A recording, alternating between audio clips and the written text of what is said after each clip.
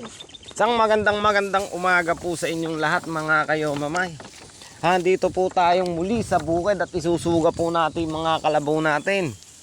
Ayan po ang ating mga alaga. Yan, isa-isahin po natin, sasabihin po natin sa inyo kung ano mga pangalan.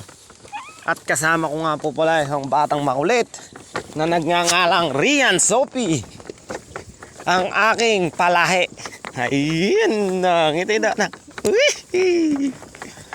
Ito po nga palang nakasingkaw ay si Batang Pipit.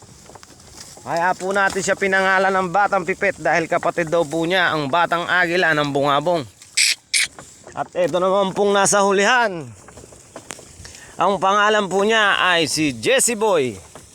Dahil po Jessie ang pangalan ng kanyang amo nung hindi ko pa siya nakukuha. Dahil po nabili lang po natin siya sa Aliaga. Ayan po si Jessie Boy.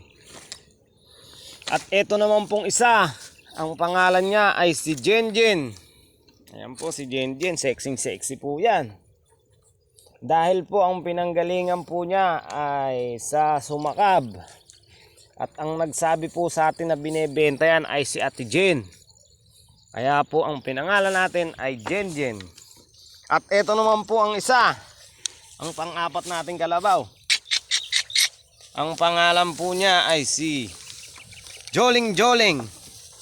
Kaya po pinangalanan po natin siyang Joling dahil po siya ay galing sa mga biyanangkong mababait. Yan po. Si Joling. Ay.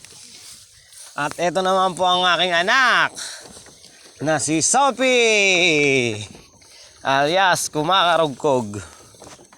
Hanggang dito na lang po yung vlog na video natin. At tayo po magsusuga ng mga kalabaw. Hindi na naman po tayo nakapagpaligo.